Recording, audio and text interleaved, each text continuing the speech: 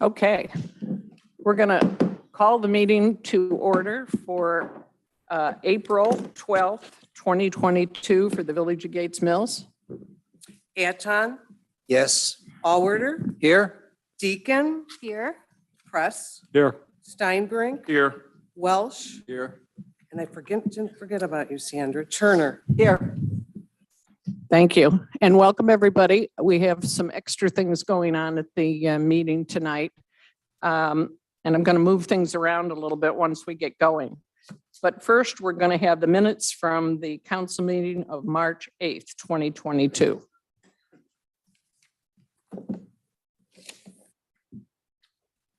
So moved. Anton, I made some comments that I thought ought to be incorporated. You need Okay. to- can you need be to- specific? You need to I- say what you I- want changed. Sorry? You need to say what you want changed. Okay.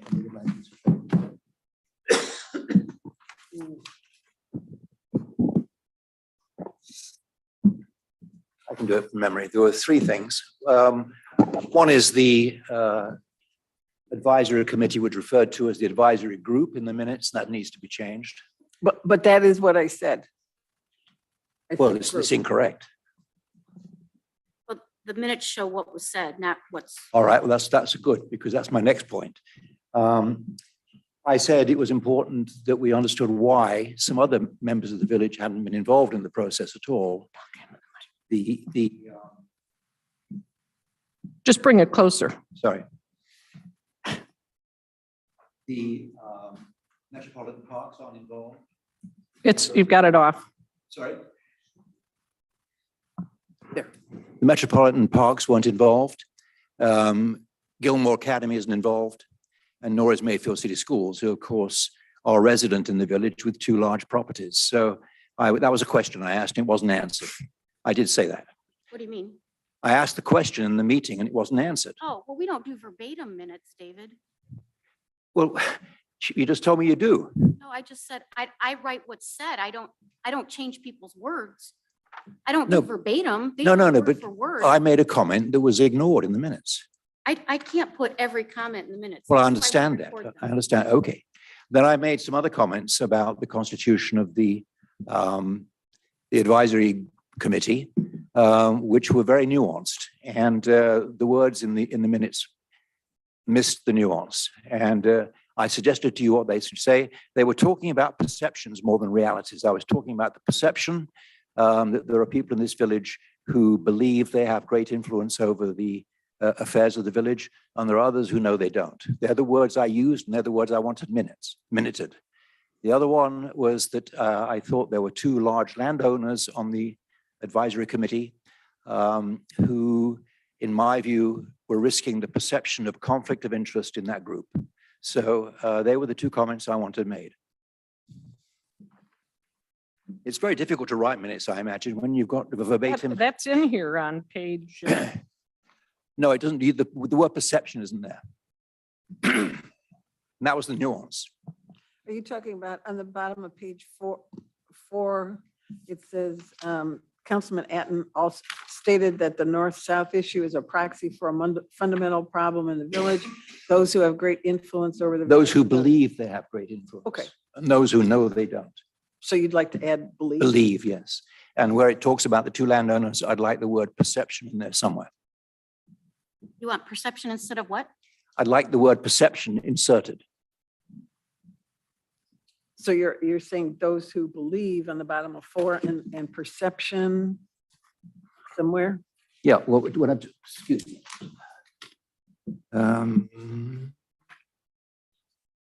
Because the landowners, I think.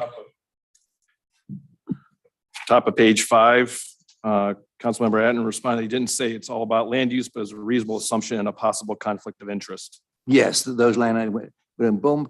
They didn't. A reasonable assumption of a possible conflict of interest. I was wanting to say the perception of a conflict of interest. Perception. Yes, The reasonable perception. yes. Okay. Thank you Okay. for that. Anything else? No. Okay. So we have some corrections. Do we have a second as corrected? Do we get a second? But we had a first and a second already. Okay. Any other corrections? Anton, Yes. Allworther, Yes. Deacon, Yes. Press, Yes. Steinbrink, Yes. Turner, Yes, Welsh. Yes. Okay, thank you. Next is pay ordinance 1260 for $420,327.84.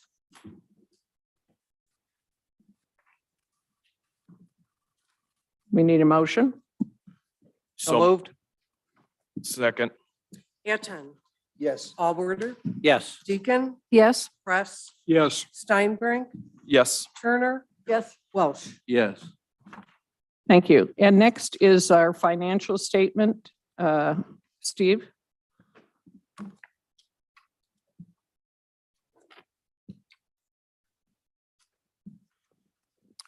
Good evening. The financial report today will have two elements. One is the treasurer's report, and second will be some comments on the long-range planning items.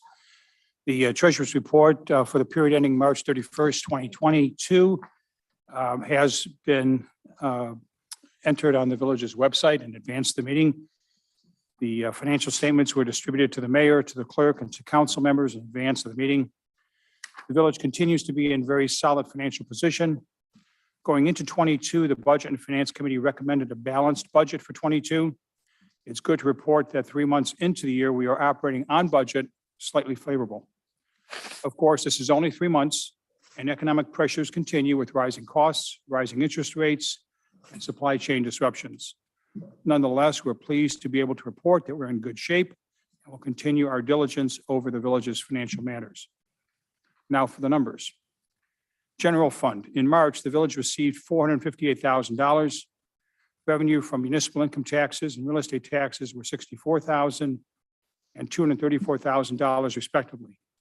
For the year, real estate taxes collected are $1,229,000, above the prior year of $1,133,333 by $96,000. For the year, municipal income tax revenue was $819,000, down from 2021 when the village received a non-recurring receipt of $2 million. Excluding that large receipt, revenue in 21 would have been $534,000, and so the 22 figure of $819 is quite favorable. Overall, the tax receipts to date are stronger than were budgeted in December. Other revenue of $160,000 for the 3 months was significantly less than the prior year due to decreases in other source categories. Notably, permits and licenses, interest income, the mills building rental income, and miscellaneous income. Permits and licenses are a function of building and commercial activity. Interest is down as expected and budgeted. The mills building revenue should increase starting July with the occupancy of the first floor space following the renovations. Fines and costs should increase in the second half of the year from traffic camera enforcements. As to expenditures for the month of March and year-to-date, expenditures were $417,000 and $1,762,000 respectively. This includes $451,000 of transfers from the general fund to other funds earlier this year. By comparison, on departmental expenses, $417,000 in March, departmental expenses were $397,000 in February and $495,000 in January. The departmental expenses are the operating costs to run the village. Compared to the prior year, there were some notable differences. In administration, legal and professional services were doubled compared to last year at this time, and income tax collection expense was down due to lower receipts. The police department is generally in line with last year, except for higher dispatch operating costs and higher gas costs. The fire department, all costs are comparable to 21, except for the EMS costs, which are billed to us on a quarterly basis. Service department costs were up in compensation, overtime, and gas. We pretty much have used all of our overtime budget in the last 3 months of the service department, given the snow conditions that we had in January, February, and March. As the books of the village are maintained essentially on a cash basis, there can be large variances based on when cash is received and when expenses are paid. Month over month and year over year, it is not uncommon to have a surplus in one period and a shortfall in another period. At month end March 22, general fund cash was $7.9 million, and cash and other funds was $1.4 million, for a total cash position of $9.3 million, up from February. We ended 21 and started 22 with combined cash of $8.2 million, compared again to our March end balance of $9.3 million. The report has been published on the village's website.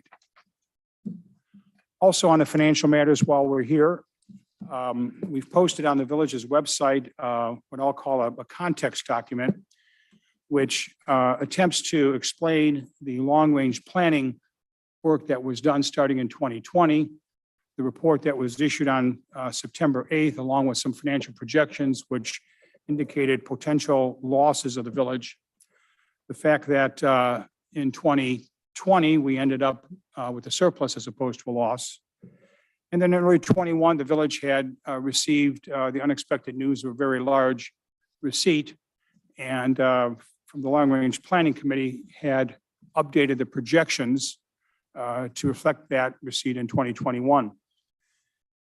As a result, there was expected surplus in 21. And for those of you that follow my reports, you'll know that we actually ended 2021 with a surplus larger than was projected. All of those documents were reasonably prepared in a very thorough way by the people that prepared them. The Long Range Planning Committee and its various subcommittees involved 30 or 40 people over a number of months, looking at a lot of things. I have no doubt that the effort that they put into their reports and the conclusions that they gave to council and administration were solid and fact-based. The fact of the matter is we ended up in both years, 20 and 21, better off than those projections. In 22, though, here we are, and we have a number of events that are coming in 22 that kind of indicate to us that we should update those projections at some time. The mayor has requested funding for 3 infrastructure projects that exceed over $1 million. It would be significant to the village for that funding to come our way. If not, then we'll have to find a way over time to do those projects. We also know that there are other things that could affect the financial projections of the village. For example, the change in income taxes based on where you are working, the work from home law should bring to the village going forward taxes that companies otherwise were withholding based on where they were headquartered as opposed to where people were working. That's a state law change that has come into effect and will affect the village going forward for some period of time. We have no way of knowing what that number could be. In addition, we would expect there to be some revenue from traffic cameras. We don't know what that will be. And on the negative side, we have a number of expenses that are going to impact us going forward. Inflation, we all know what that is because we see that ourselves in our daily expenditures. The village is not immune to that. And so some of the expense forecasts that we had put into those projections, perhaps at that time, while they were reasonable, maybe now they're not quite enough. So all this has been put together in this short document that's on the website. You're welcome to read it. I also provided it to council just in advance of the meeting. Essentially, it says, once funding decisions have been made, communicated to the village, this is the infrastructure funding that we requested, the village will update the long-range financial planning schedules reflecting such decisions and take into consideration other revenue and expense matters, such as those I just mentioned. We would expect this to happen in the third quarter of 22. If there are any questions in the meantime, I'm happy to field those questions. Steve, That concludes my report. Questions? on the infrastructure projects, what, in general, what's contemplated there? Mayor, do you want to handle that? I didn't hear what she said exactly. Karen, I was wondering what the infrastructure projects were. 3 that we you were- applied for funding for. Karen. Three projects. One is $63,000 for updating the bathrooms here and at the end of the service garage and making them ADA compliant. And then their next one is 200,000, Chris helped with this, 200,000 toward the culvert on Mayfield Road 400,000 for the culvert on Mayfield Road, and then $1.5 million for the safety features on River Road at the twisty curve and south by the cemetery, the blind curve.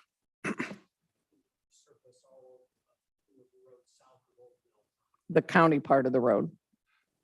Do these projects fund things we would have done anyway, or are they funding things that are nice to have, but things we wouldn't have funded?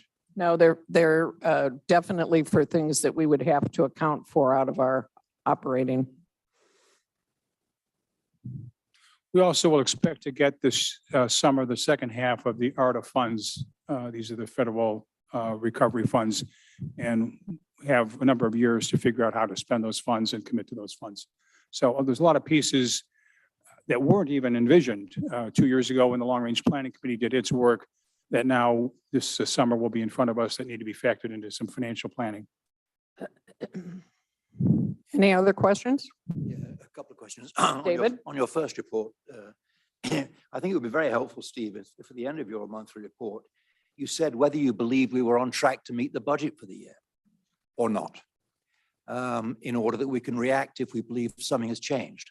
I think your report is almost entirely backward looking, and I think the council should be interested in whether the budget is going to be met or whether it's not. And if not, what are we going to do about it? So I would hope you could add, I don't want you to do a forecast in great detail, but are there some major issues that you think are happening or likely to happen that would make the budget incorrect?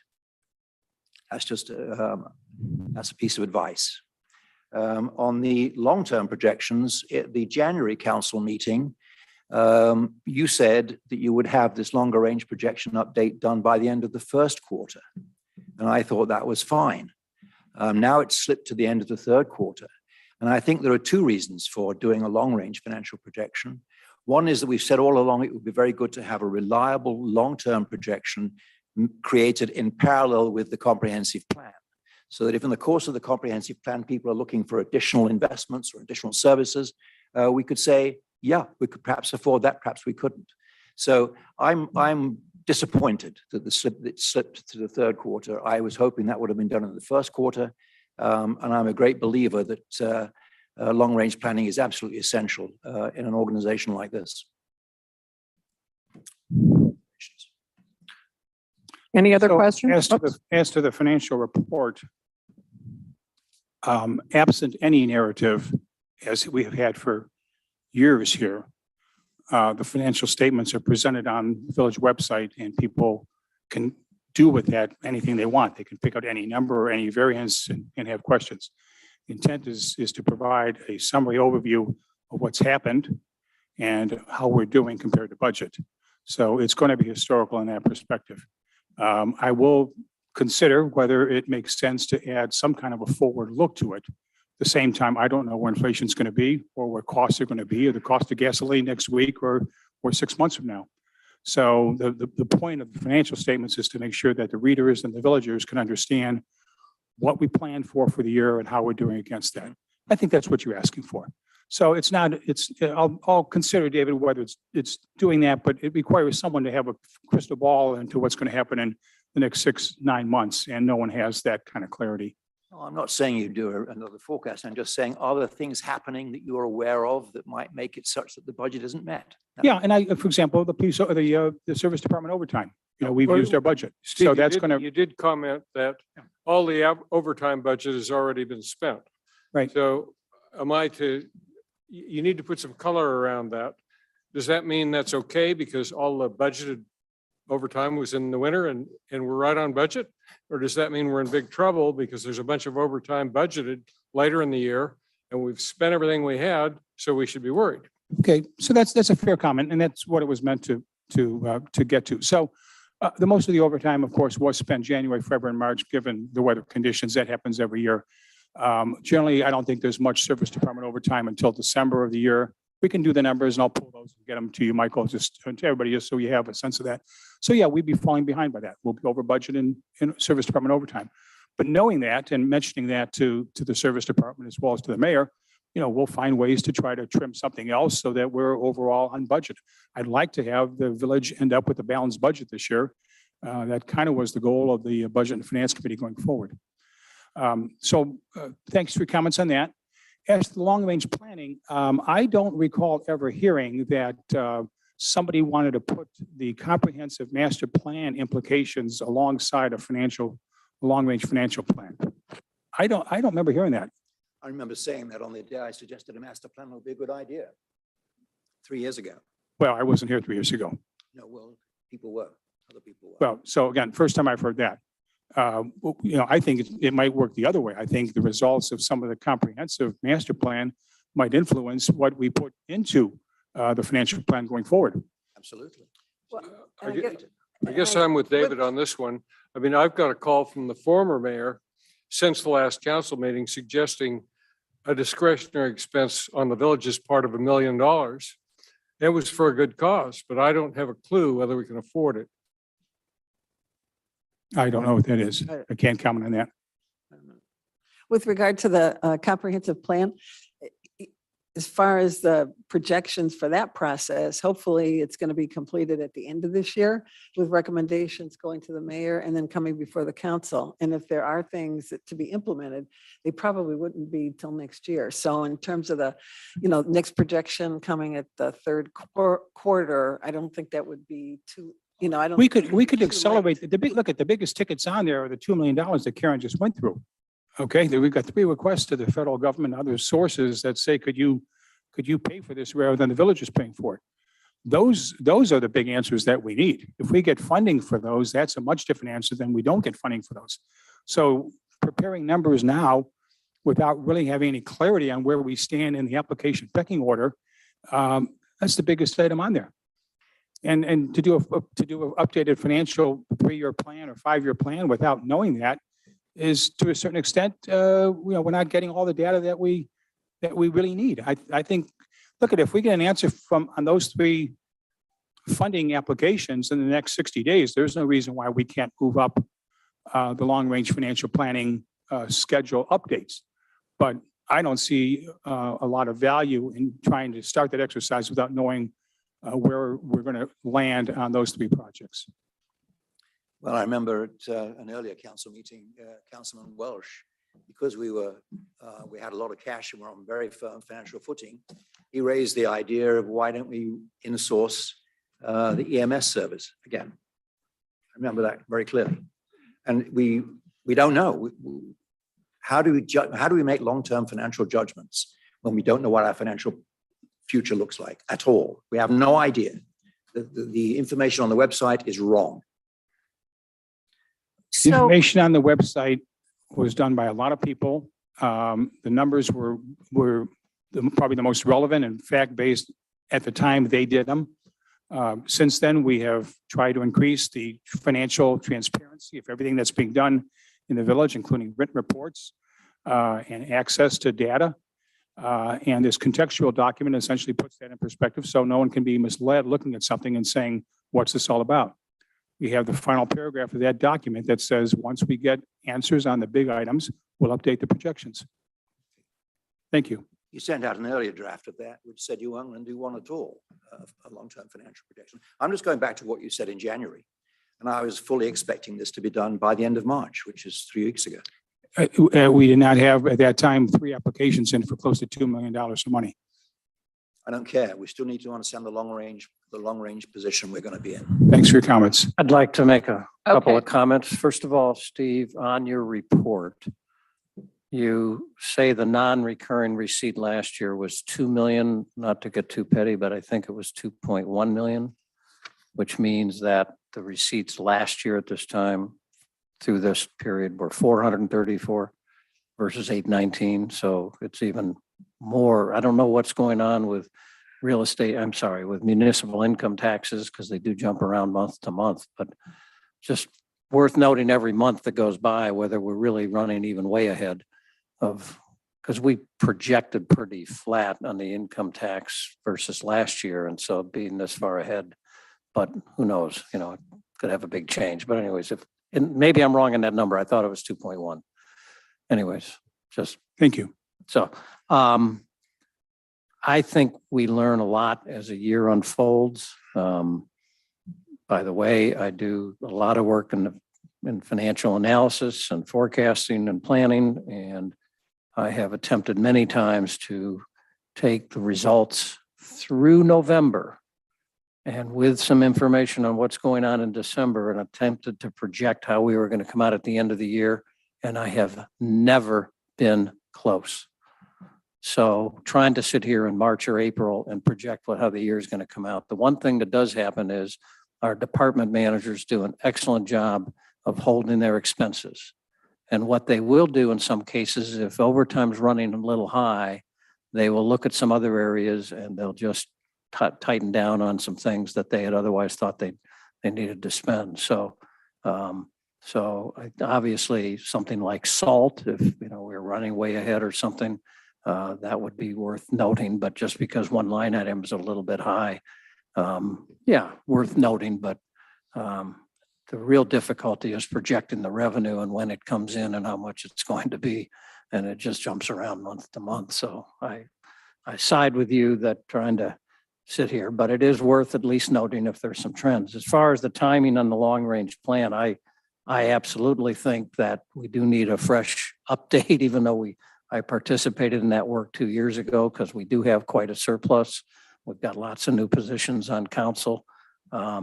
I think mid-year, because I do think this traffic camera situation could be material, both in the early years and then who know long, hopefully will bring speeding under control. And so whatever the initial revenue is, maybe it drops, but it could be a factor, and we won't really have a clue on that till mid-year. So you've got the potential money. So I don't think there's any harm in gearing up this summer and doing an update and then having a picture by late summer, early fall for what the longer range picture looks like. So that's just my opinion. So. Thank you. Thank you. Thank you all.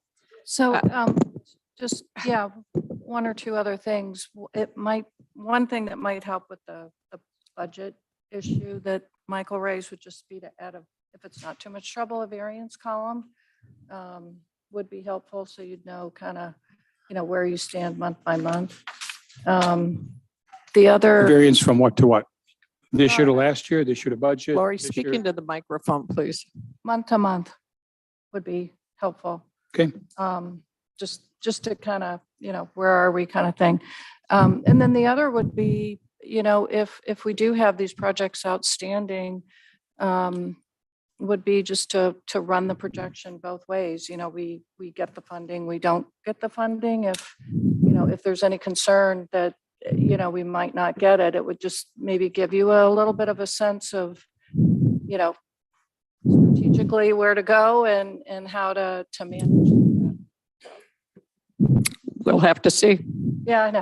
We've never really done this before to the capital budget, so we'll see. But other communities like Mayfield Village is an example have gotten it, and they have a bigger nest egg than we do. So it's interesting. But then again, if we don't get it, one of those projects qualifies under the American Rescue criteria, so it could slide to that. But then if we do get it, then that American Rescue can go to something else. So that it's kind of a lot of moving parts. It's a lot of moving parts. Yeah. Thank you. Anything else? Well, it would be nice, but maybe if we made a wish list of what we forecast. For example, the graveyard for the North Cemetery, we're looking at expenditures between $250,000 and $500,000 to expand that maybe someday. EMS system is out of control right now. So if we could make a wish list to replace some of these systems or to put some of these projects in place, and if we do get the funds, then we can allocate them at that time. Okay, thank you.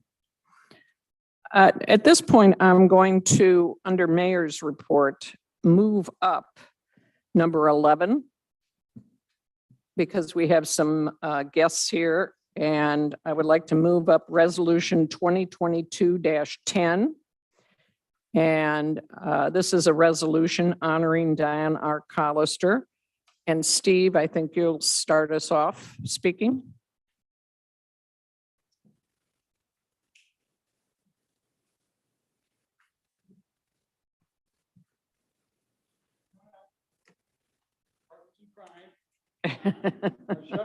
Charlie. So good evening, council, mayor, and villagers. My name is Steve Simborski. In this capacity, I'm the president of the Gates Mills Improvement Society. I'm here tonight with others to support the resolution honoring Dan Collister. Also here tonight are society trustees Charlie Marston, Jim Stafford, Dr. John Kramer, and several elected officials. We stand with the Historical Society and the Land Conservancy tonight as co-sponsors of this initiative to honor Dan with a permanent testament to his decades of commitment to the village, in which he was raised, never left, and has led in many ways over many years. Recognition of village leadership and commitment is a standing agenda item for the society. Recently, we led the efforts to honor the Langmack family for their decades of leadership on the 4th of July festivities, as well as many other village organizations, including leadership on council. About a year ago, we started discussing others that would do such recognition, and soon agreed that Dan Collister was such an individual. Over the last 12 months, we've been working with the village administration, the Land Conservancy, the Historical Society, and many others to find an appropriate way to honor the lifetime of living in and dedication to the village by Dan Collister. While Dan received his 50-year mug at the parade, he actually earned it a few decades earlier than that, and perhaps like Queen Elizabeth's 70 years of service, we ought to have made it a platinum mug. It's easy for the society's trustees to agree that Dan should have a permanent place in the village. He lived his entire life here, served as leadership of many organizations, served as council and mayor, and founded the Land Conservancy. The society agreed to take the leadership role in securing the location, the contributions, and the collaborations with other village organizations. Charlie Marston led that work, and I thank Charlie for the many calls, meetings, details, and thoughtfulness that he put into this. Thank you, Charlie. The resolution speaks of Dan's roles and responsibilities. Anyone who has worked with Dan knows that he put 100% into each of these roles. In doing so, he's helped sustain the charm, the beauty, the vitality, and the neighborliness of the village. I was fortunate to have worked alongside Dan as village treasurer when he was mayor, and saw firsthand how he capably and positively navigated establishing the Land Conservancy, securing its initial donations, dealt with downtown safety issues after the Red Fox fire, and worked hard to start to bring city water to the village for the safety and protection of our families and our homes. In evaluating the best way to honor Dan, we were particularly thoughtful of Dan's association with horses, with riding, with the polo field and the hunt club. Dan lived only a few steps away, and we thought it fitting that the polo field be a site of permanent marker and be appropriately named after him. We respectfully request council's approval of the resolution honoring Dan and naming the property the Dan Collister Polo Field. My colleagues Marcia and John have a few remarks. Thereafter, we'd be pleased to answer any questions, fill any questions that you might have. Marcia? Thank you. Good evening. I'm Marcia Anselmo, president of the Gates Mills Historical Society. We have Dan Collister not only as a past president, he's a current trustee, but the best thing is he is Gates Mills history. Dan is also an accomplished writer, and I went to him and said, I need you to start writing your experiences, the history you've seen happen in the village in your 94 years. Maybe you don't know this, but Dan can actually tell you that he played on the trestle of the old Cleveland and Eastern as a child. So we have many pieces at the Historical Society in our archives that Dan has written stories of. And we asked him, I did, and he probably hated me all throughout the process, to write a story about the horse. And this is the latest publication that we have by Dan Collister. And it's a monograph called simply The Horse.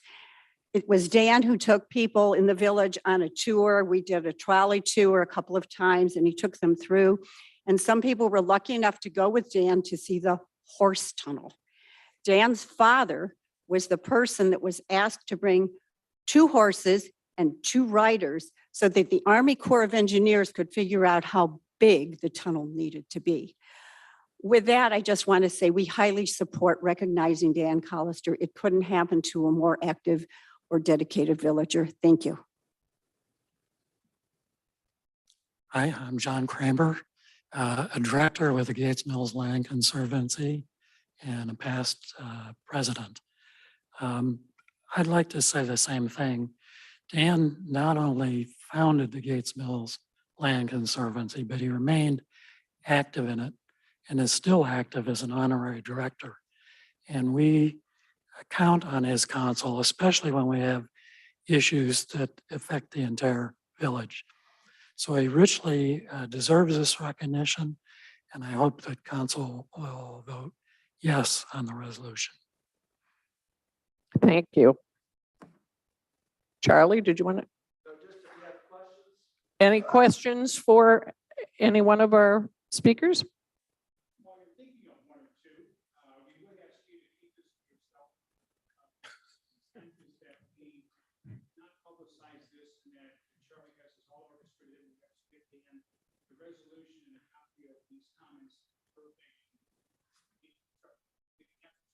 It says his birthday is the 29th of this month. And so we're hoping that he won't know about this until that particular time. So we also, whoever's watching this on the website or whatever else knows that after the 29th, we'll be doing it. And we're also planning on having a dedication on, at this point in time, on the 30th of May, Memorial Day. We're working on the plan for that, and that's when we'll actually have the dedication. So everybody, it's going to be a real fun occasion to come to. So any other questions we have to have? I assume there'll be a stone or a marker prominently displayed somewhere in a polo field? Okay.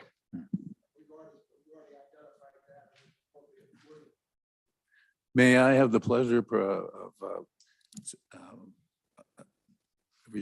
giving the resolution number 2022-10, a resolution honoring Daniel R. Collister?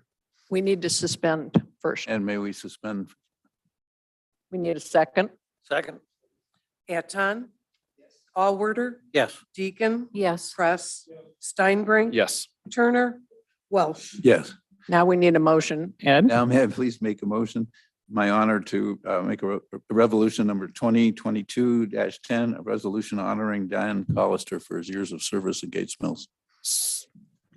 Eton. Yes, with great gratitude. Allworder. Yes. Deacon. Yes. Press. Yes. Steinbrink. Yes. Turner. Yes. Welsh. Yes. Thank you very much. Thank you all for coming.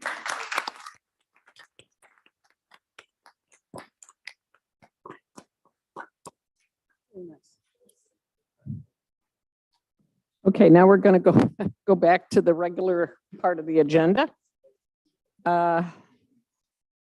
Next, under Mayor's report is the appointment of Jan Lindmark and Greg Nosen to the Architectural Subcommittee. Historic Board is what it's known as. So moved. Need a second? Second? Eton. Yes. Allworder. Yes. Deacon. Yes. Press. Yes. Steinbrink. Yes. Turner. Welsh. Yes. Thank you. Next is the standing committees that were in your packet. Are there any questions? So moved. Second? Eton. Yeah, did you have a question, David? Speak into the microphone, please.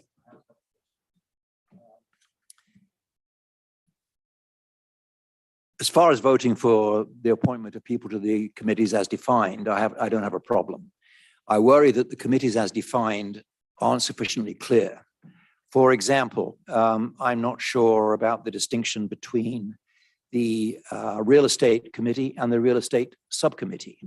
Reading the scope of their activities, it would sound like the subcommittee has more power than the committee itself, which is sort of backwards. That's just an observation. And I think the conversation we had earlier points up, to me at least, I think possibly to others, that we need to differentiate between budgeting and short-term financial reporting and long-range planning. So I would be very much in support of thinking in terms of breaking the Finance and Budget Committee into two pieces: a budget committee that would be responsible for preparing and recommending the budget and reporting against it through the year. And then another committee, a longer range committee, talking about some of the longer range financial things we should all be thinking about as we proceed. So I just feel that the long range perspective has been lost over the past 2 years, and I want to resurrect that. Okay, valid points. Interesting that you say that on the subcommittee for real estate. The idea was that the core committee could deal with the leases better, and Craig is a council rep and then the other two people on it. This is more of as needed if they need a sounding board for ideas or whatever. And so I think it does need as needed and something about that it's a sounding board or something like that in the definition. Okay, I think the real estate committee, yes, approving leases and modified leases is an important part of the role. But let's bear in mind that we have over $25 million invested in real estate as a village. And I really think that some part of the real estate management has to be run more like a business than it is today. I would just think that we should have a much more business-like approach to real estate. We are in the real estate business de facto, we're in the business, but we don't run it as if we are. And $25 million is more cash than we've ever had. It's just our biggest single asset. And I worry that it's not being properly managed. They're my observations. Valid point. Anything else? So Lori? Karen, just a couple suggestions. One is, I think it would be helpful to have a little more color around the committee's role, as well as, you know, what their meeting schedule is. I think some of them are listed. A lot of them are as needed and required by law. Right, right. And it would also be helpful if, I think if the chairs did a report periodically, either came back to us or submitted a written report, it would kind of help, might help you, you know. Well, that's why we added the committee reports to the monthly things. So if they have something to say from a meeting or whatnot, we have somebody to report on it. Right. I think that would be helpful. Even if they've got nothing to report, they can say, or we didn't meet this quarter or whatever, but a quarterly report, I think would be helpful. It would be helpful for everyone here to know what's going on, as well as villagers to know, you know, what's going on. We just have that record and it would kind of roll up and hopefully just create a lot of good communication.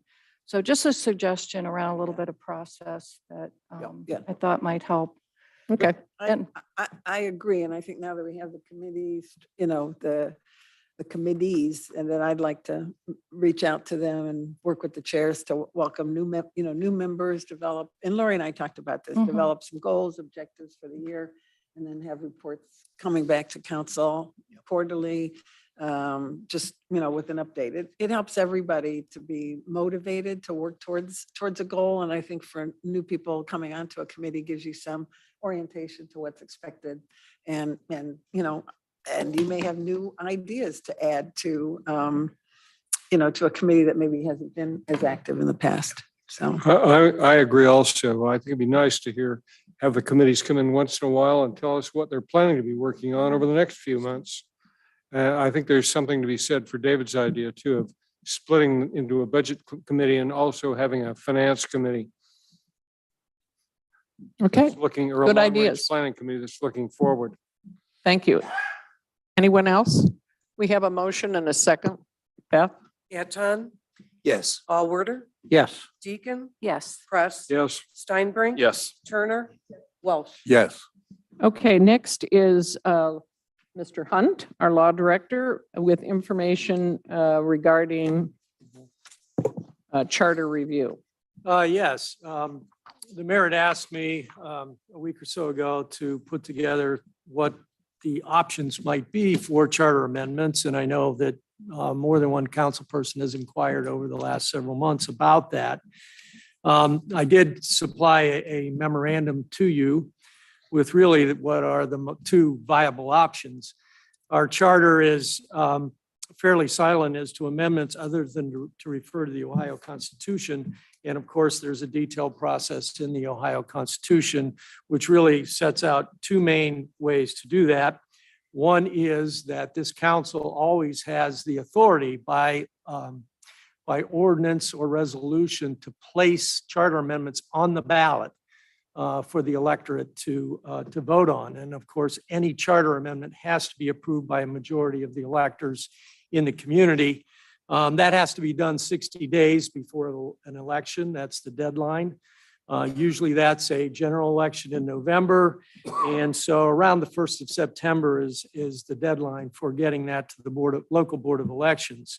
As I said in my memo, there's lots of ways to do that. The council itself can sit down and work through it, potential amendments, or I suggested perhaps a special committee be set up to do charter review, to make recommendations to council, or to use one of the standing committees that you have and you've just approved to put together a review and some recommendations to council with respect to any amendments.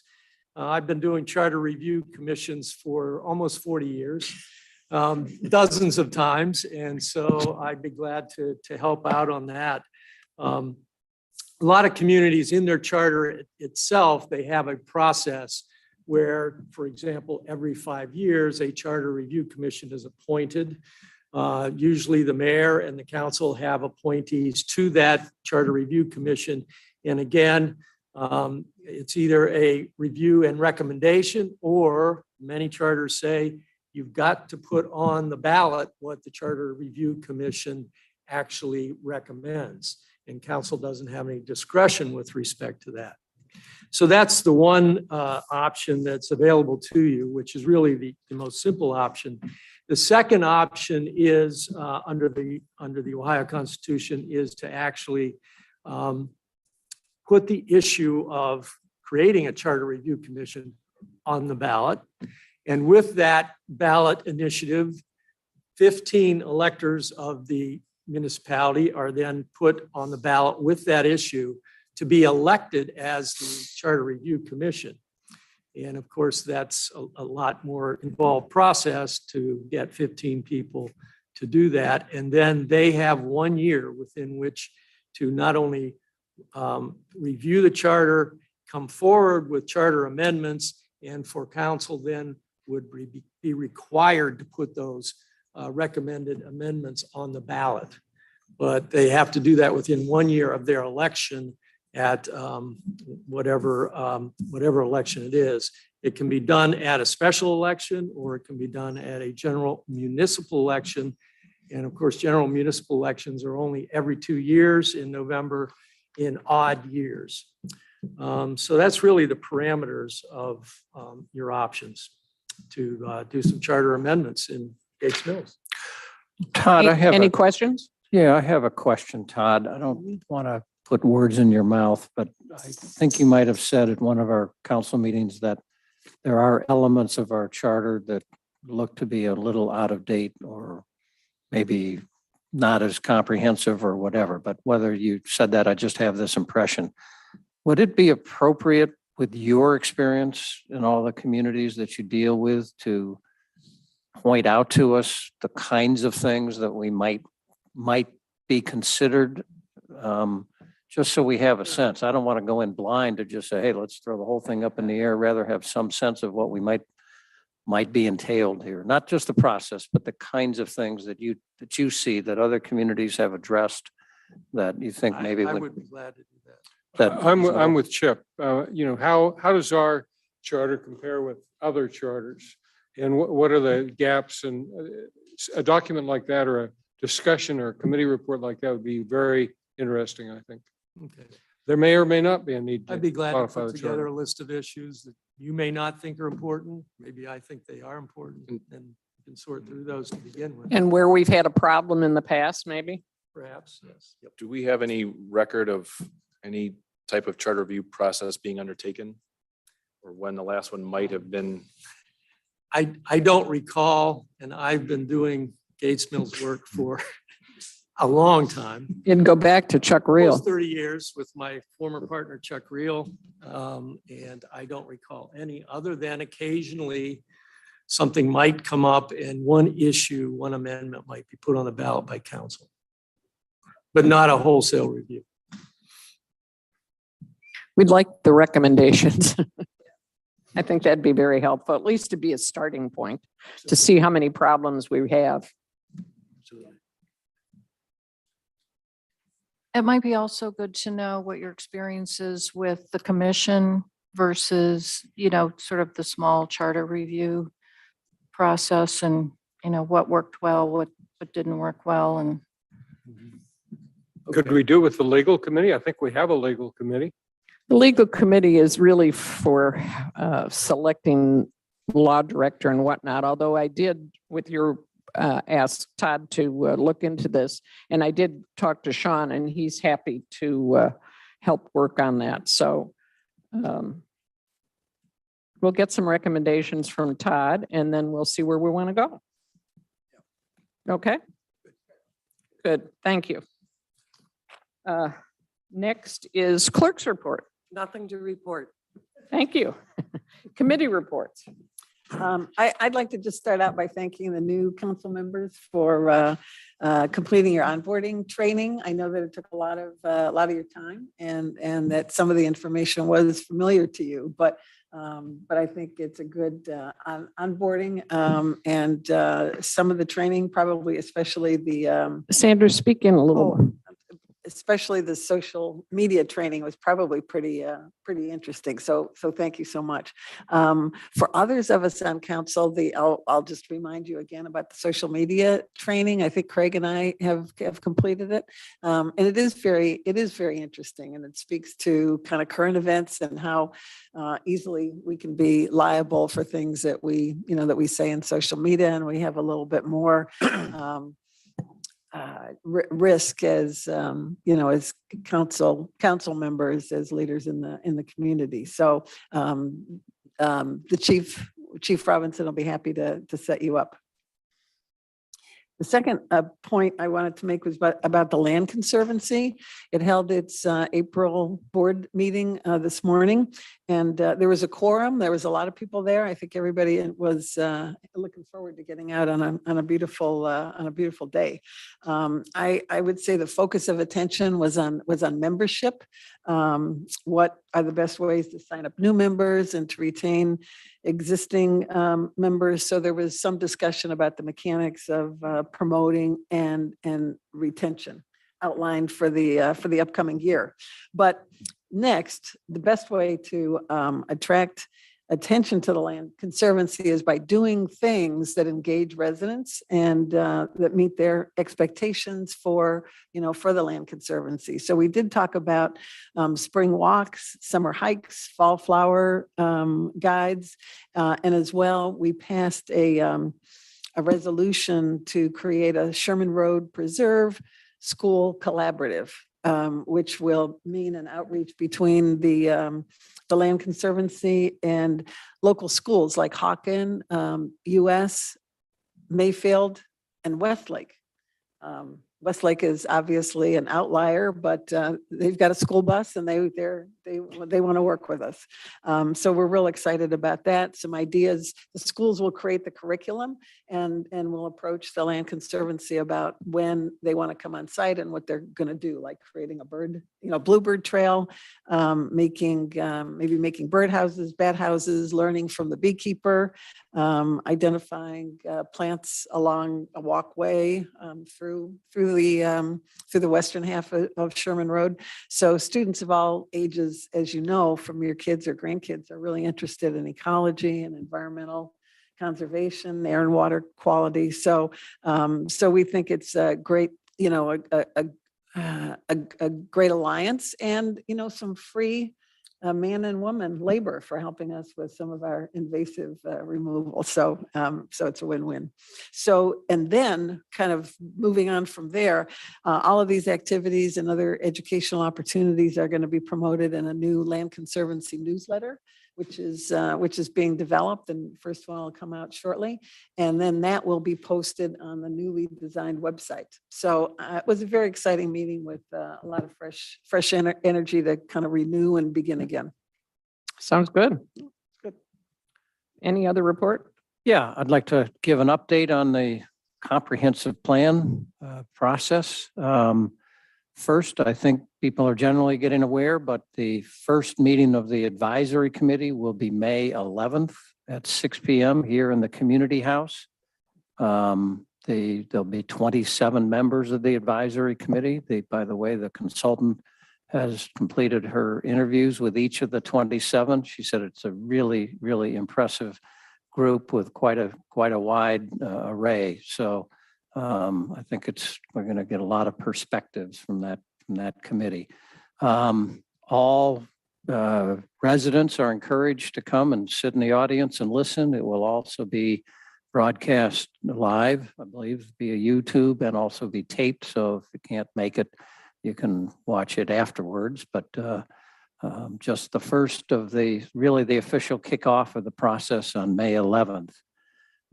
We have had a subcommittee doing some work in preparation for that. We called it the outside. We've had two subcommittees. The communications and PR has been doing work and trying to get things geared up. And the outside perspectives committee, subcommittee, has had, I don't know, 3 or 4 meetings. Our first effort on that subcommittee was to interview approximately 30 realtors. And we had an interview guide that tried to solicit from them what they see buyers think and are looking for regarding Gates Mills and regarding other communities, primarily on the east side. All of that, the detailed 30 responses, or the responses from the 30 realtors across all of the questions, were tabulated by the consultant. She put together a preliminary report, which was reviewed by the subcommittee in a meeting 2 weeks ago. Tomorrow was that meeting. And again, that meeting was taped, so you can go view that if you'd like. Very interesting. There's about 21 members of that subcommittee, I think 20 or 21. 15 were supposed to participate. I happened to be out of town, but I did participate via Zoom. But I don't know, 10 or 15 were supposed to be here in person, and for whatever reason, it was perhaps, I guess, one of the first nice day of the spring or something. But up to 10 who said they'd make it couldn't make it, which was too bad. But there were 5 in attendance and 5 of us online, and so it was very good dialogue about what the report was saying, what some of us heard when we from the realtors that we interviewed. And I think there'll be some meaningful input. The purpose of that was to try to give some outside perspective through the eyes of people that are looking to buy houses to the advisory committee. And I think the consultant is putting a final report together to present to the advisory committee as part of a lot of input that'll be part of, I think, at least that first meeting, as I understand it. So very interesting effort. The outside perspective subcommittee is kicking around. There are some other entities that might be beneficial to talk to. There are relocation firms. When a corporation needs to relocate somebody into town, they turn it over to a relocation firm, and they tend to get very active in the process of finding a house, as I understand it. So that may be some people to talk to. There's some other organizations that get involved. There's lots of different ideas being kicked around. So the committee is regrouping, and we'll probably meet again soon to see if we want to take on some other initiatives, so to speak, to get further outside perspectives. There is one more subcommittee that has yet to be staffed, and that is the Neighborhood Outreach Subcommittee. That committee will be, it'll be dependent on how the consultant and the advisory committee define neighborhoods, and I'll get to that in a second. Once a neighborhood is defined, that'll be comprised of certain number of streets and obviously number of residents accordingly. And there'll be co-captains for each neighborhood. Those will be the volunteer positions. And initially, as the advisory committee and the consultant are building findings. We had, as I understand it, probably about midsummer, July, maybe. I'm not quite sure of that timing. But the neighborhood outreach co-captains will go out and try to pull a group together from their neighborhood. Maybe pulling people down here and meeting the community house. Maybe, we're not quite sure. We're having to try to work that out as to how best to try to get people to get together. And the co-captains will present findings. The consultant and the committee and the communications committee will work on materials to take out and start to brief neighbors on this is what some of the findings are regarding the comprehensive plan process. And obviously get input, get feedback, what that's interesting, here's some thoughts of what it might mean, et cetera. And then later in the process, as I understand it, mid to late fall, as the advisory committee is beginning to formulate recommendations, excuse me, the neighborhood co-captains will go back out, try to gather their neighbors and review the recommendations on a preliminary basis, and again, try to get feedback and bring it back. So those are two steps that are envisioned in the comprehensive plan process. Now, we don't yet know how many neighborhoods there will be. There are approximately 1,000 residencies in the village. And if there were 10 neighborhoods, that would be obviously 100 residencies per neighborhood, which is pulling together, if the couple, if every house had a couple, that'd be pulling 200 people together at each meeting.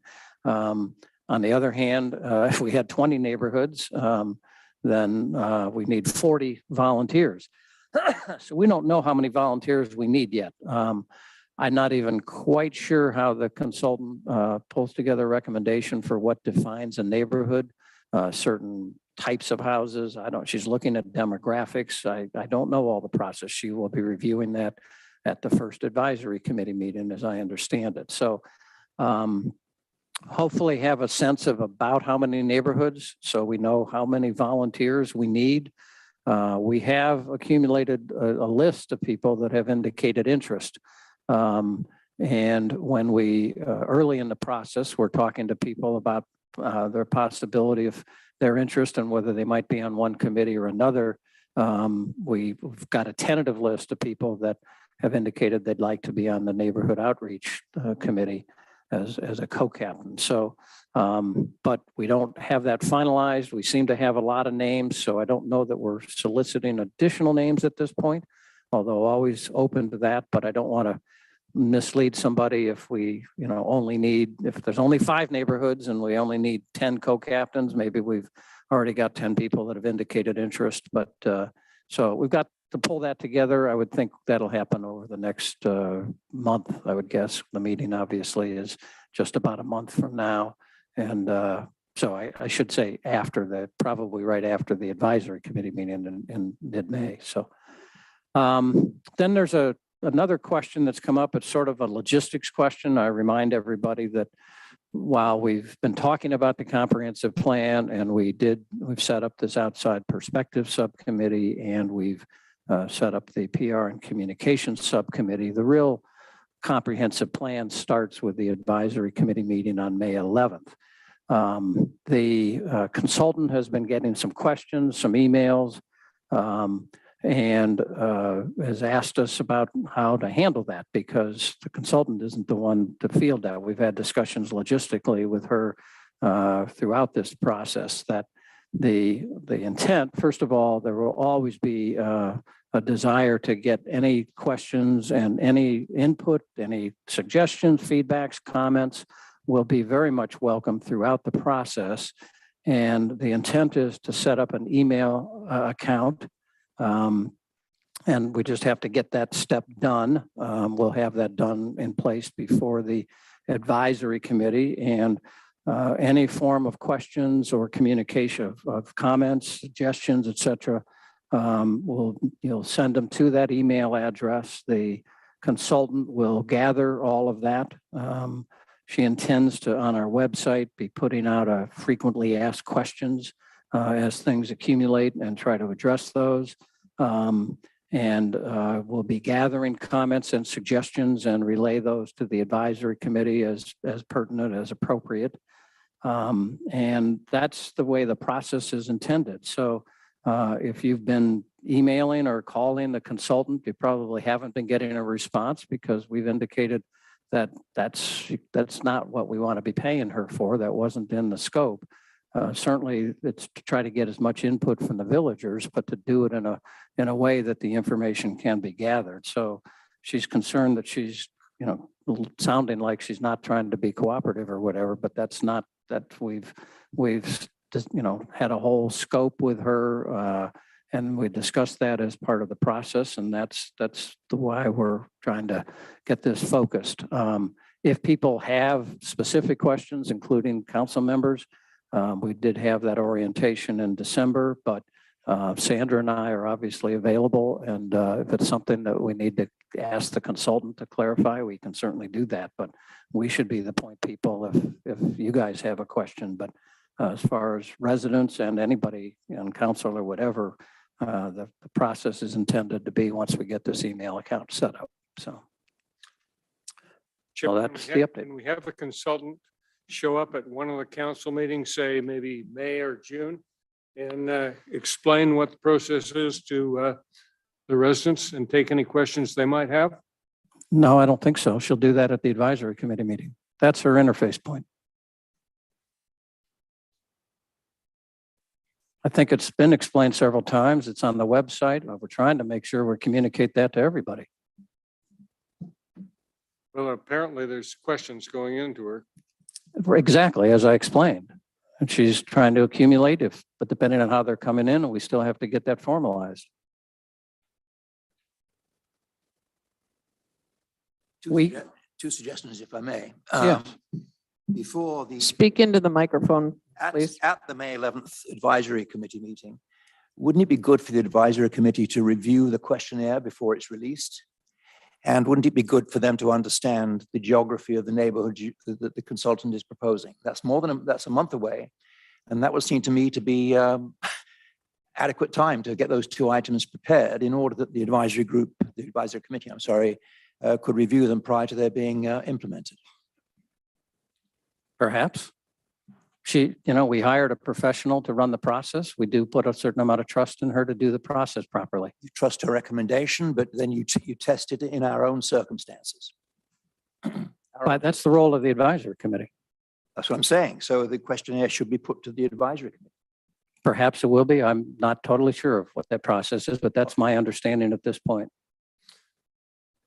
Well, You have to admit that you can probably get the answer you want depending on how you ask the question.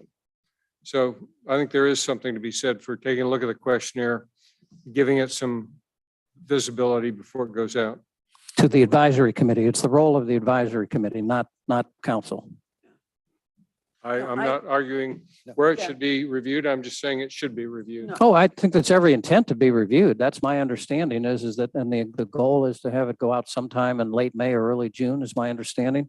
But it's, waiting to get I don't even know the status of it. Again, I just remind you that Sandra and I are trying to facilitate all this. We're not driving.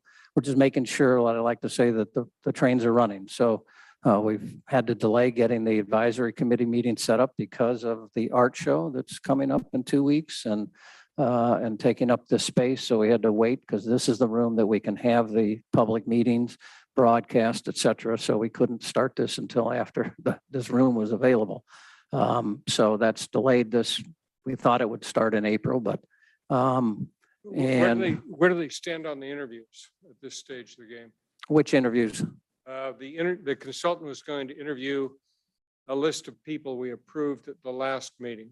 I know she completed the advisory committee. Those are 27 interviews. I don't know where she is on the other, the 15, 16, 17 key residents that I we. think the key residents were next and then council members.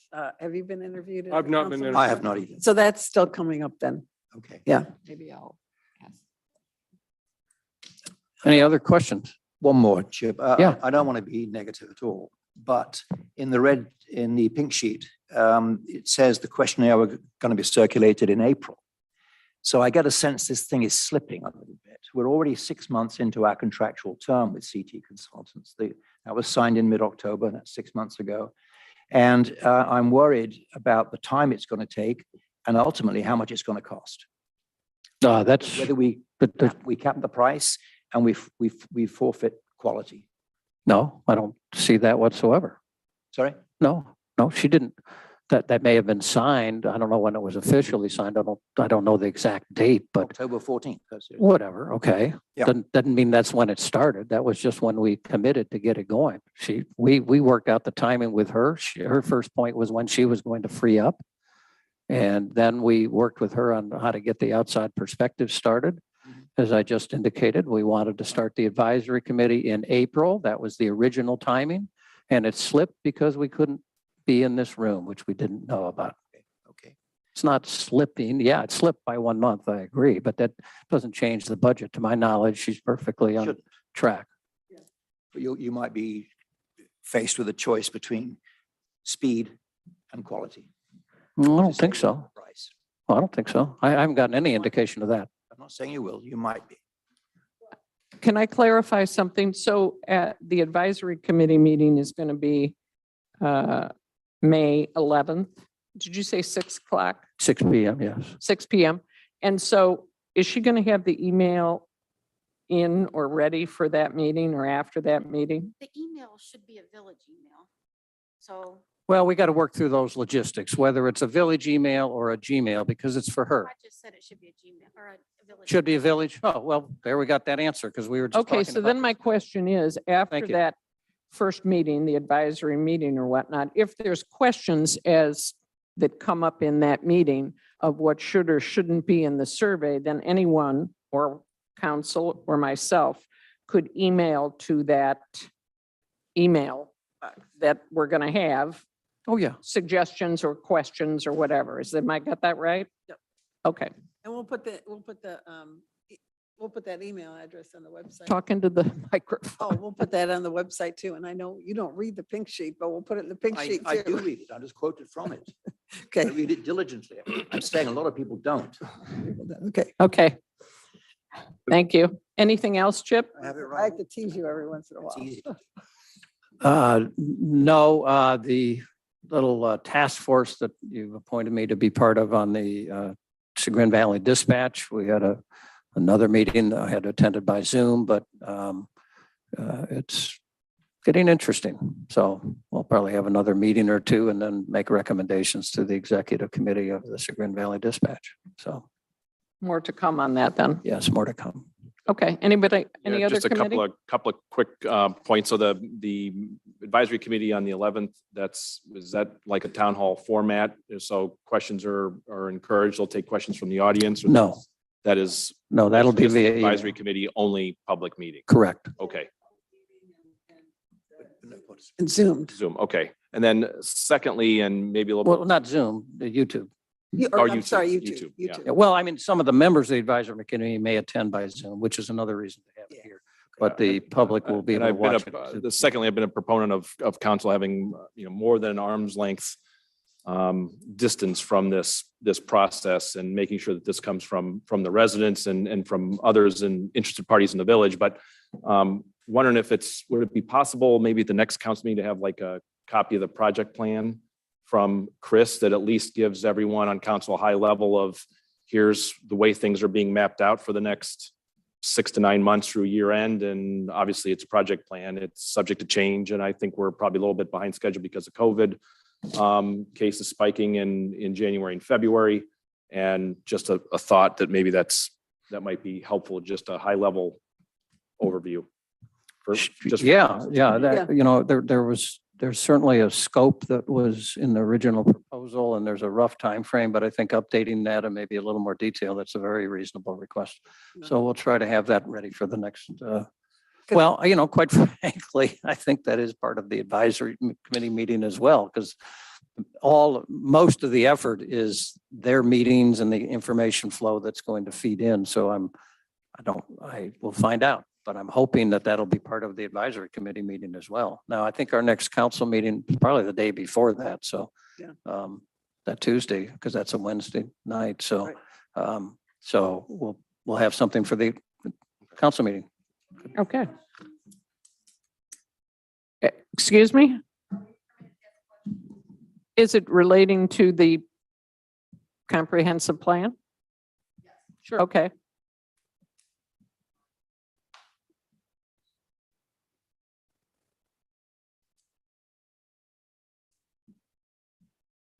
My name's Mark. I just, maybe I'm late to the game, but I don't understand why this whole thing is happening. Why are we getting 30 realtors involved? What's the issue? Are houses not selling in Gates Mills? Is there a problem? Why are we getting outside consultants? I mean, what is the driver for this? I'm somebody who moved to Gates Mills 10 years ago. I know exactly why I moved here. I think the reasons I moved here is probably the reason 95% of the people who live here moved here. And now I'm hearing we're getting 30 realtors. Well, you know, the realtor is going to say what the realtor is good for the realtor. Now we're getting outside consultants. What, I mean, for what purpose? Is there issues in Gates Mills that we're not aware of? And why are we paying this consultant to do what? I mean, I'm pretty happy here, and I'm not interested in a major shakeup in Gates Mills. And I think if we're paying a consultant and you're having all these other committees come up, well, they'll find issues and they'll find reasons to bring this up, and we don't have this, and we don't have this. I don't care. I'm happy here. What's the issue? Thank you. If I might address that, because we certainly get that question a lot. First of all, just in any village or governing body, you should do a comprehensive plan. In fact, we've never really done one in this village. And you always want to have a look forward. This is meant to be a 10-year outlook. It's meant, we stated the goal, we've said it a couple of times. It's how to ensure that we maintain our ambiance that we all love so much, and keep pace, if not even enhance our ambiance, and make sure that we're as attractive to the next generations that are coming over the next 10 years. And what are they looking for, as well as make sure that we address what our current residents want. Your sentiment is widely understood. Nobody's approaching this that we're trying to pursue a lot of change. There is a phrase that if you don't want change, then it'll be change that you don't want. So we just want to make sure that whatever's coming our way with this next generation over the next 10 years, that we're aware of it. I will give you one observation that Sandra and I, when you say realtors, I want to be careful that we weren't interviewing realtors. We were talking to realtors about what they were hearing from the buyers. So I agree with you. There was always a risk that you're just getting filtered from a realtor, but we tried to work through that, and I thought the report actually did a pretty good job of that. But one thing that was an interesting element was that with the hot market that everybody's experiencing in real estate right now, there's a lot of new, younger realtors that have come into the market, and they don't know or understand Gates Mills. It came across loudly, and talking to these up to 30 interviews kind of blew my mind. What do you mean? You don't know what beautiful, wonderful place we are? And it became pretty clear that we probably have to do a better job of marketing ourselves. An example is, in today's world, a lot of people may not even actually visit a house. They do a complete virtual tour on Zillow.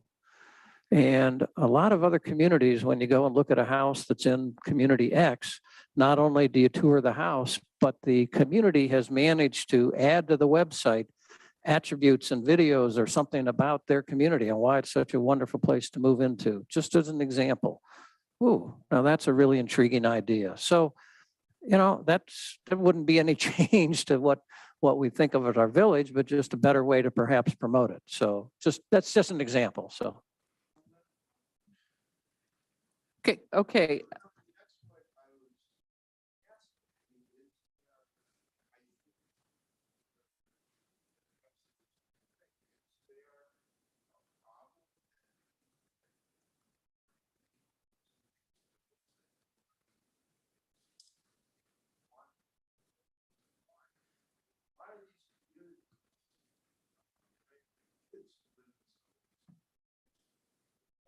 Spicing up their website and doing other things are doing various problems.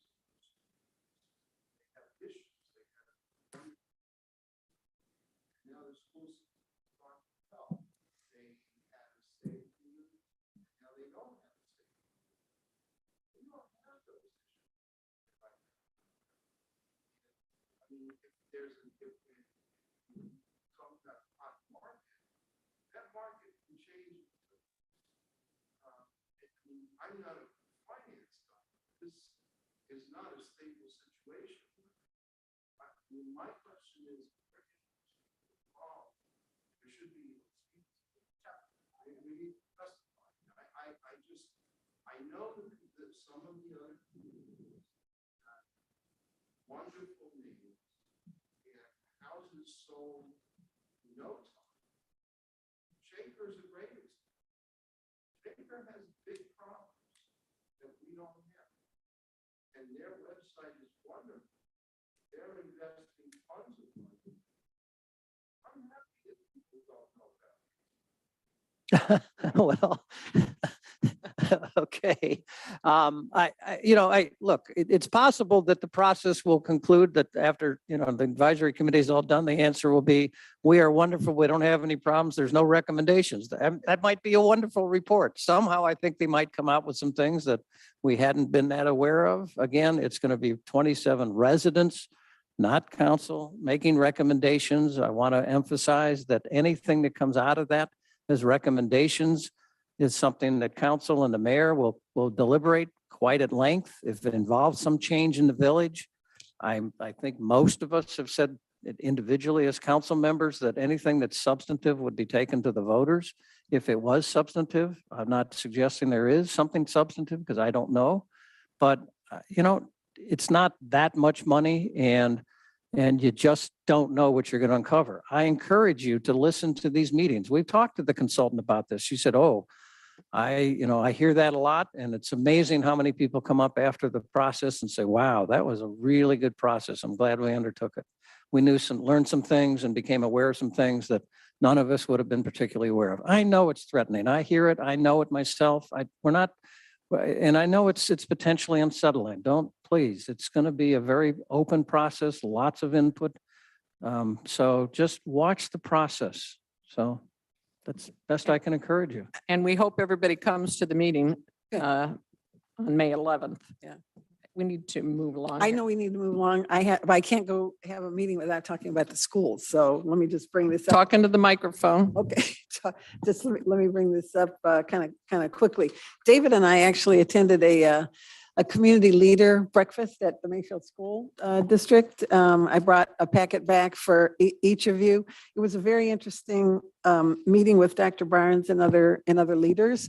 And one of the things that I just wanted to comment about is what they're calling their all access learning program, where it's called Every Student Every Day. And it's really, it was piloted in the high school a couple of years ago, and now it's being rolled out to the lower grades. The premise of it is that every student is at the center of his or her learning process, and the student is kind of negotiating with the teacher. They're learning in the way that they want to go about it.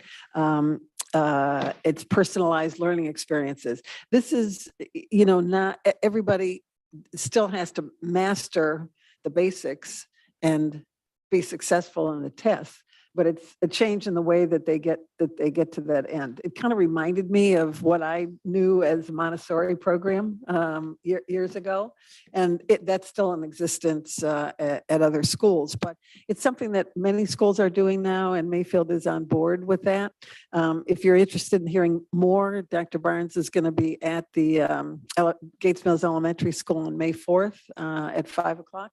If you want to hear a little bit more, but they're committed to this change in the learning process, and it is going to be evolutionary because teachers have to change as well how they learn to teach students. But it's really about teaming, creativity, and helping students be more adaptive as they complete school and move into the workplace.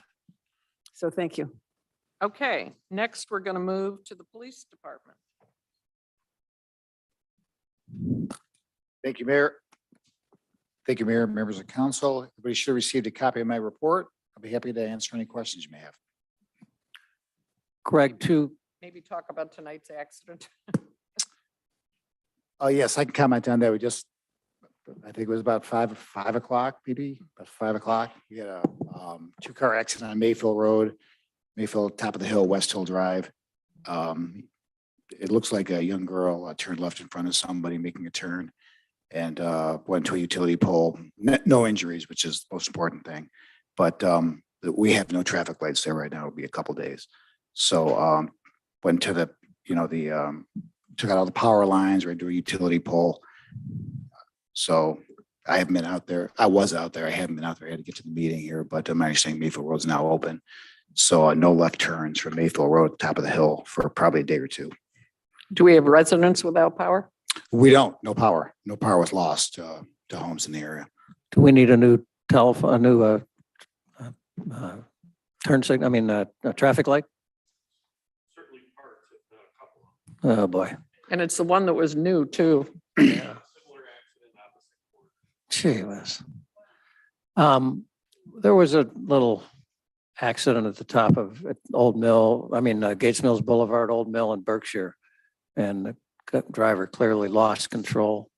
I saw that, yeah. And managed to decimate a tree. Yeah, that I can mention that kind of dovetails into my council report here. So last month, in March, we had 2 DUI accidents. One was involving a female, and she had 4 kids under the age of 10 in her car. So obviously that was a very busy night for the officers who were on shift, and we had to reach out to our community partners to assist us with that, because obviously you have multiple people there at the scene, and we don't have a really that large of a force. So we were very grateful to the departments who assisted us with that. But yesterday we had something very similar.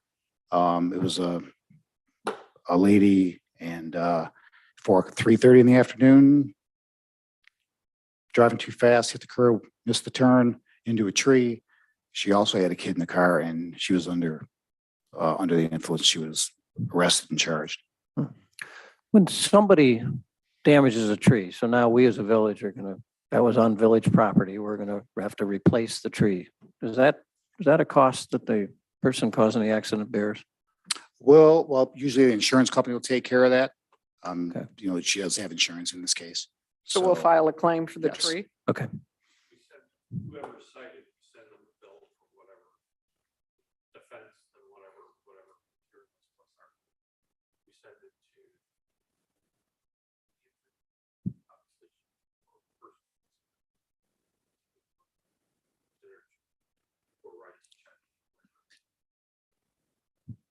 And do we, that was a pretty normal, large, pretty tree, and now we're just gonna put a little stick in its place, and 30 years from now, maybe we'll have a tree replacing, or do we? I don't know but it just certainly lost something there, so anyways. Yeah, we'll go ahead and add, so, you have the, obvious, DUI charges and whatnot. And then she was taken to the hospital. There was a blood draw that, we're waiting for the results back on that, but we'll also, file, and we have filed child endangerment charges on her as well. On a positive note, I see the St. Francis Festival's back after. The a festival 2-year is hiatus. returning after a 2-year hiatus, so yes. Good. June 9th to June 12th. That's to dinner. Anything else? Thank you, Chief. That'll conclude my report. Thank you. Next is Service Department, Dave. Thank you, Mayor, members of council. You should receive a copy of my monthly report. It's one of my longer ones. I'm happy to answer any of your questions you may have.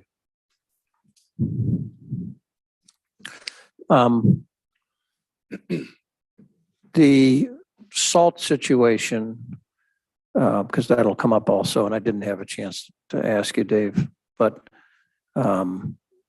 we have a minimum of 249 tons to purchase, Correct.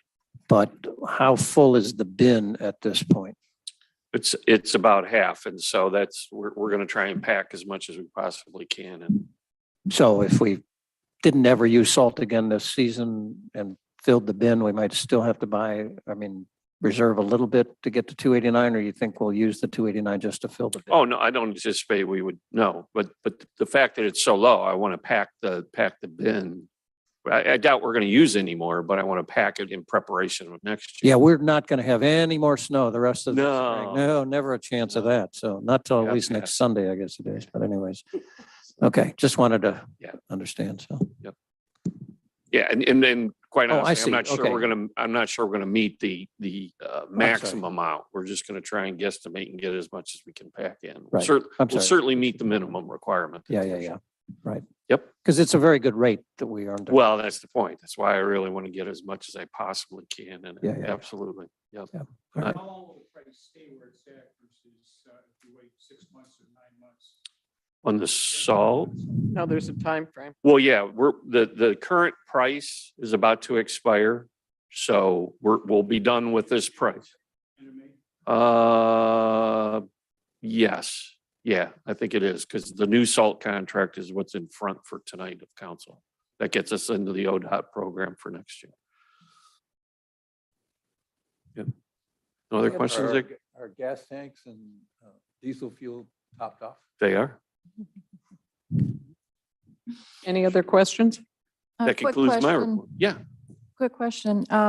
I know, thanks for including the planning and zoning meetings, Dave, in the detailed report. Certainly. Just notes the reference to the cell towers. Or any update on, or maybe Chip, you have an update? No, the status was that the Gilmore site, they requested an engineering study from Verizon, and it's been 2 or 3 weeks since I talked to the Verizon person, and I got feedback from the Gilmore that they've also are waiting. We're either one or both of us are supposed to get that engineering report, which will give a sense of the coverage if the towers were there, and then we'll compare that to the other location as a possibility.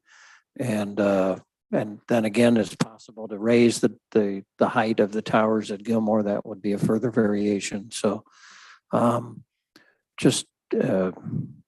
they thought they were supposed to say, oh yeah, we'll have that probably in a week. And that was 3 weeks ago. So I don't know the timing. So trying to track it. That Thank concludes you. my report. Next is the fire chief.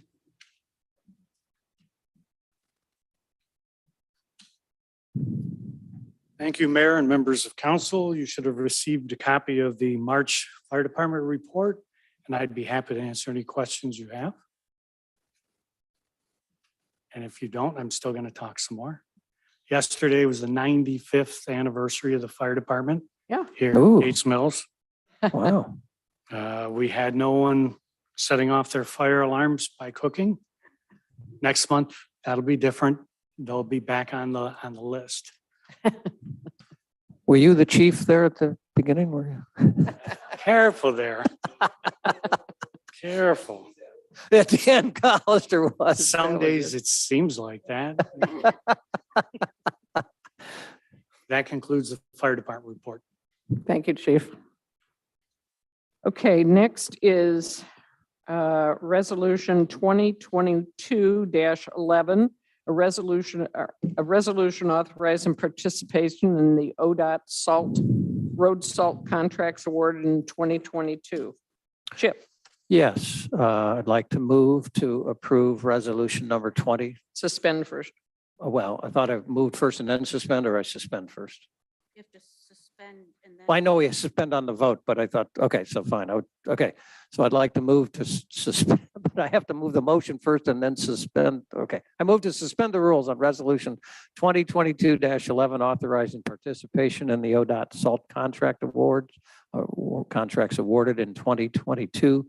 And just for reference, we're going for the same quantity that we have this year.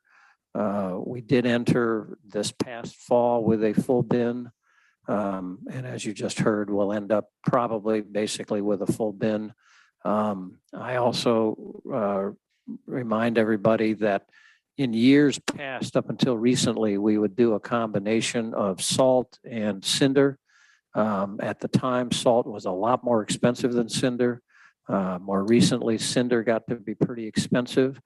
And so therefore we just used 100% salt. I think it's basically 100%, no cinder anyways.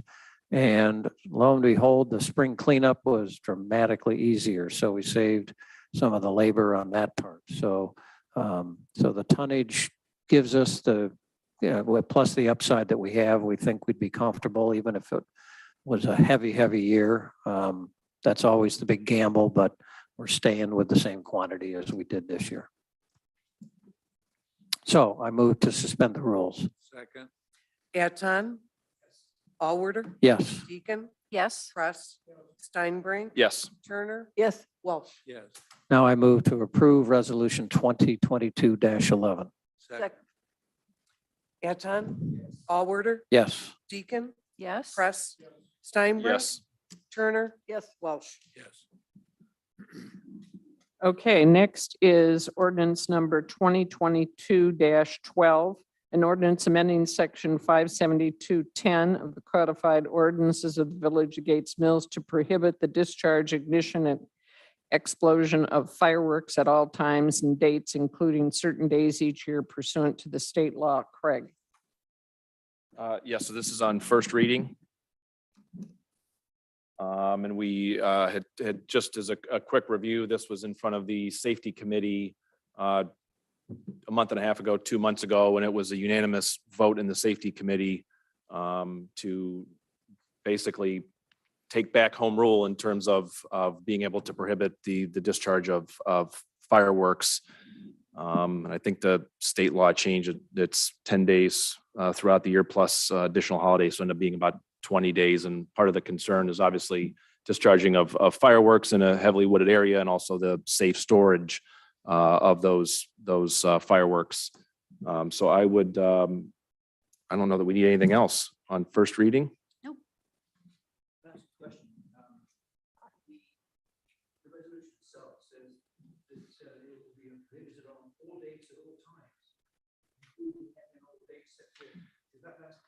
Yeah, I talked with Todd about that, and it's belt and suspenders. I just think so there was no ambiguity around the passing of the state law, and that those dates include, so that someone wouldn't say, well, the state says I can do it on these dates, and it was more belt and suspenders. I get what you're saying. Yep. Any other questions? Okay, next is Resolution 2022-13, a resolution authorizing the mayor into a purchase agreement with Liberty Ford for a 2022 Ford F-150 4x4 truck for the use of the fire department. Craig. Yes, I want to commend Chief Robinson for managing to purchase a vehicle at MSRP in today's environment. The other three bids that came back were all above MSRP.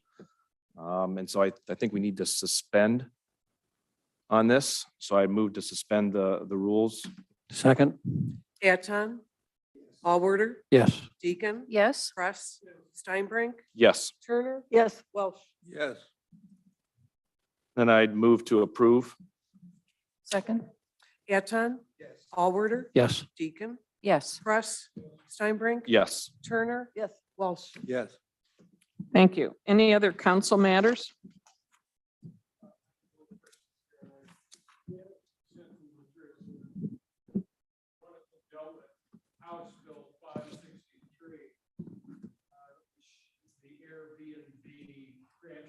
legislation. I'm a new guy on the council. I was just curious, do we have set regulations, case bills? What is our position on the bill and home rule issues that are raised there? We actually do have that. You want to? Yeah, so that was addressed in planning and zoning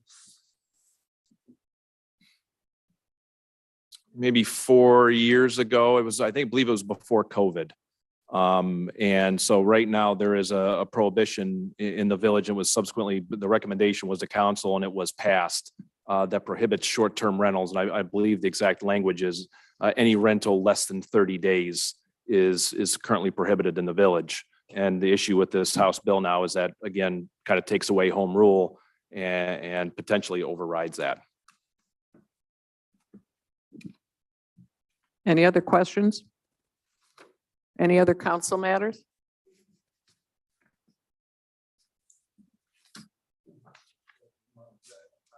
Picking up a little bit on what Sandra said about the Mayfield City Schools. We have an arrangement with Mayfield City Schools where the leadership comes to the council and makes a little presentation about what's going on and how things look into the future. And we haven't done one of those for a while for obvious reasons. But I think there's an opportunity now with the new superintendent and a young treasurer who is feeling his oats a little bit to have them come and give us some information. The question I'd like them to answer is not to talk about the quality of the school in terms of the educational opportunities that it offers and delivers, but more about the costs of the school system, of running the school system. Mayfield City Schools is expensive, and compared to other districts we know of, and we know a lot about in West Yorga and Solon, for example, both those districts achieve, almost by anybody's accounting, better educational performance. They also do it at much lower cost, or in Solon's case, about the same cost per student. So I think it'd be important for them to come and maybe give a little presentation on why their costs are the way they are. They just seem, from high-level data, ODE data, to be out of line with the quality of the product they deliver. So Sandra and I are meeting with the chair of the school board in a couple of weeks, I guess, and we'll try this idea with her if you're in agreement. And I think it would be good not to talk about all access learning and so on, because that's all in the future, but to have them explain to us why their costs per student are so much out of line with superior school districts. And I'm not saying there's anything wrong. I'm just saying I think they need to explain it to us because, as you know, our taxes to the schools are large, although this year they've gone down a little bit. But I think that would be a good agenda for a council meeting with villagers being present. So you do it at a council meeting? So Yes. when are you suggesting, Well, or they've when got do a you couple of think? things going on. The whole school system in Ohio is still trying to understand the fair funding rule, which is still developing and very unclear. They have labor negotiations going on now. I think they're every 4 years, and which aren't yet finished. And they have to submit a 5-year financial projection to the state in the month of May. So I think getting those 3 events behind them and then inviting them to come in June Okay. would make sense for them. And I think it could be probably fitted into our own council schedule. Okay, think it'd be a I think great it's a idea. good suggestion. I think it'd be a great idea. Yep. And we'll solicit questions from council members in advance that we can Yes. share with Yes. them. Yeah. Okay, good idea. So that would be hopefully on the June agenda. Yes. Okay, thank you. Anything else? David, do you, I know because you've shown it to me personally that you've done some analysis. And I think you said at the time it might require a lot deeper analysis with information you don't have, so it might not be totally accurate. But what you showed me was actual data that supported the point you were just making. Do you think, would you plan to at least have that as a handout or send it to them in advance to question. be able to In fact, I comment or would- something? I would think that we should provide that information to the people at Mayfield City Schools and have them respond to it. Yeah. There are some issues, for example, their teachers are paid more than elsewhere. They have more administrators than elsewhere. They have more buildings than elsewhere. And those things only indirectly affect the quality of the education, but they directly affect the costs. Right, for sure. So I'm trying to understand, I think we all should understand why they cost so much, because I'll go on for 2 more minutes and I'll stop. Mayfield City Schools has what they call recurring levies. They never have to renew their levies, which is, I didn't know that could happen, but that's the case. So I'm hoping that if we can get them to reduce costs in a sensible way, that we could push off their intending to increase taxes for the school district, which is always in their 5-year plan. There's always a new tax they think they're going to have to raise to support the operations the way they're run today. So I'm hoping that we can beat on them a little bit to explain their costs and maybe have them as a result reduce their costs, thereby pushing off the need for any tax increases. Sounds very interesting. Okay. It's an important discussion, I think. Thank you. Okay, thank you. Any business from the audience?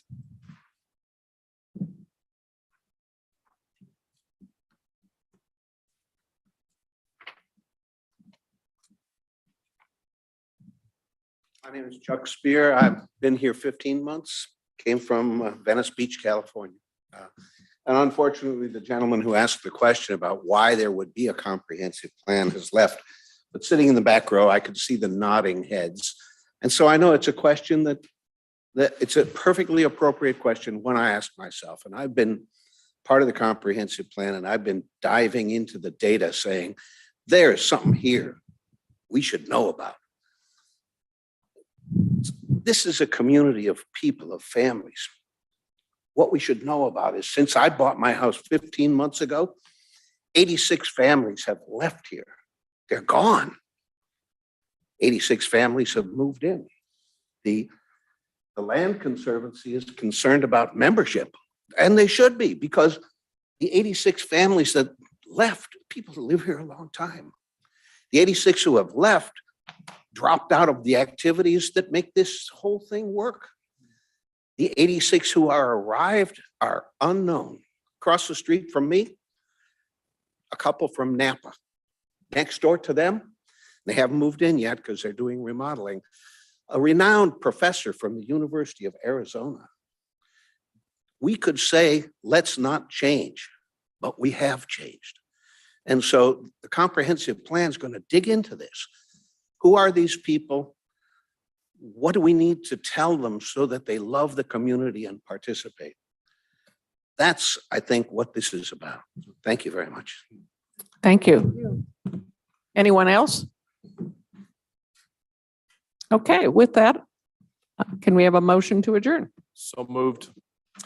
Eton, Yes. Allworder, Deacon, Yes. Press, Steinbring. Yes. Turner, Welsh. Yes. Thank you, everyone.